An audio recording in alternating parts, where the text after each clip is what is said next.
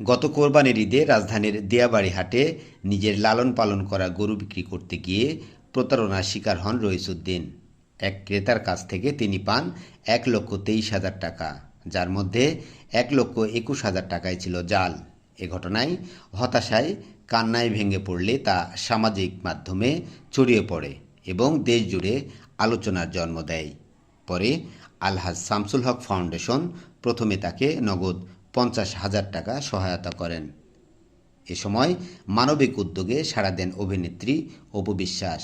তার অর্থায়নে রইসুদ্দিনকে গত ২৫ জুলাই সৌদি আরবে পাঠানো হয় পবিত্র ওমরা পালনের জন্য। ওমরা শেষে দেশে ফিরে তিনি আমন্ত্রণ জানান অপু বিশ্বাসকে। সেই আমন্ত্রণেই মঙ্গলবার তার গ্রামের বাড়ি পাকুরিয়ায় পৌঁছেন ওই জনপ্রিয় নায়িকা।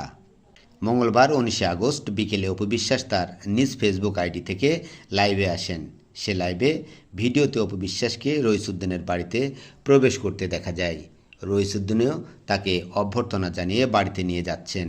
এ সময় আশেপাশের মানুষজনও প্রিয় নায়িকাকে দেখতে ভিড় করেন।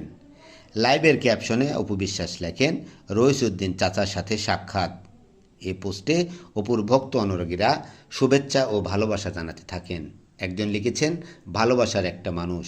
আরেকজন মন্তব্য করেন, আপনাকে চলন বিলে স্বাগতম।